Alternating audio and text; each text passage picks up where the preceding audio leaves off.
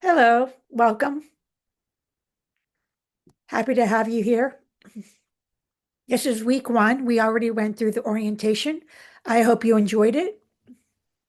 And this is Reclaiming Your Self Authority, the course, Reclaiming Your Self Authority. As I said, this is week one, and we're going to get started right away.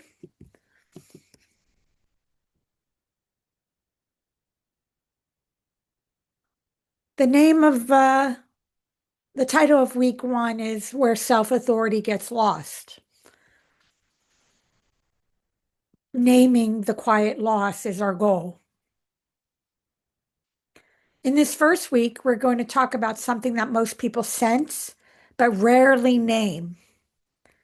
Not confidence, surprisingly, not boundaries, not communication skills. We're talking about the moment when your inner authority quietly shifts away from you. And this is important. Not because you failed, not because you were weak, but because you were open. Most people don't lose themselves when they're overwhelmed. They lose themselves when they're being sincere.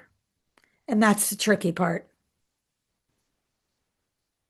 So, what is a myth we need to let go of?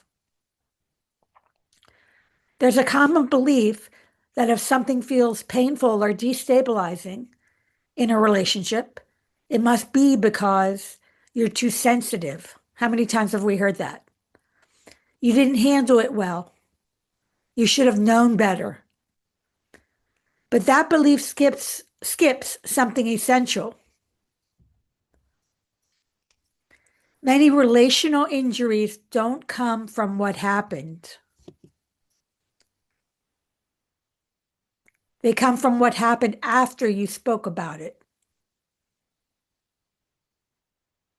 after you explained, after you admitted doubt, after you shared disappointment. That's where self authority often begins to slip.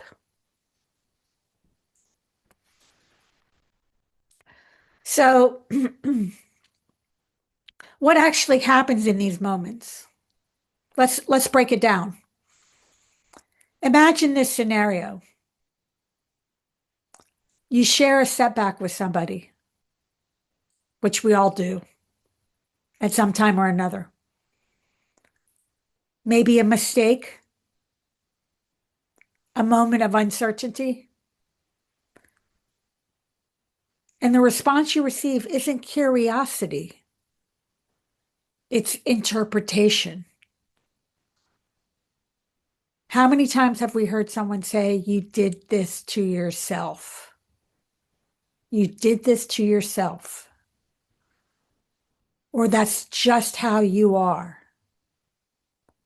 Or, well, what did you expect? Notice what shifts. Your experience is no longer yours. You can feel this in your body. You know what I'm talking about. Your experience has been reframed, assessed, and concluded, often very quickly. And suddenly, you're no longer processing your experience. You're managing their version of it. That's not disagreement. That's an authority shift.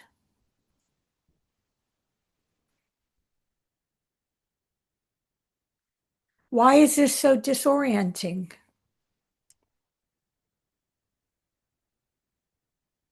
This kind of moment doesn't just hurt emotionally.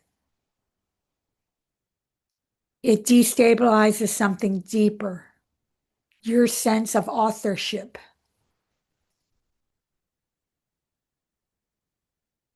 You may find yourself explaining more than you intended,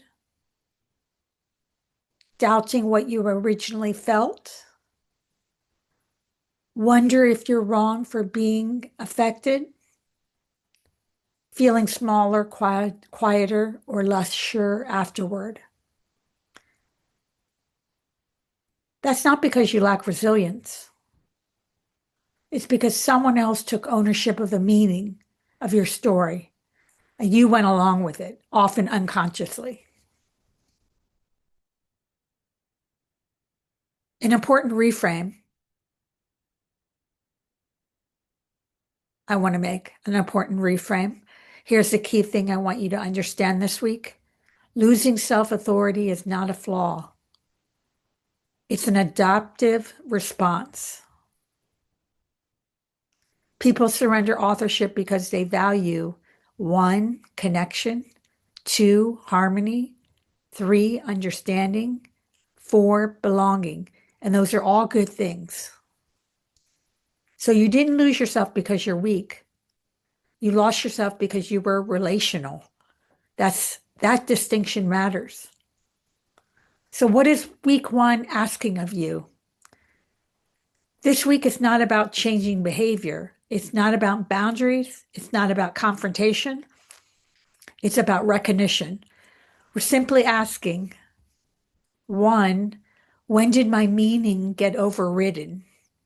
2, when did I start doubting my own interpretation? And 3, when did I begin managing someone else's certainty? No fixing, no correcting, just noticing. For instance, noticing the relational disagreement. A disagreement is when two people have different perspectives. A relational mismatch is when one person positions themselves as the authority over meaning and the other is expecting equality. So let me say that again. A relational mismatch, which is what we're talking about, is when one person positions themselves as the authority over meaning and the other is expecting equality. That mismatch can happen with a manager, a mentor, a partner, a friend, even a parent. And here's the important part. You don't lose self-authority because you're weak. You lose it because you're relational, as I said earlier. As you move through this week, hold this truth gently. You can take responsibility without surrendering authorship. You can reflect without accepting shame. You can be open without being overruled. Reclaiming self-authority doesn't begin with action. It begins with remembering where it slipped away. As you continue into the reflections for this week, I leave you with one question. When I look back, was I actually wrong or was I simply overruled? That question alone begins the work. If you like, we can continue on to week 2 when you're ready. Feel free to take as much time with week 1 as you would like. And when you're ready to move on to week 2, please do. Thank you very much, and I'll see you there.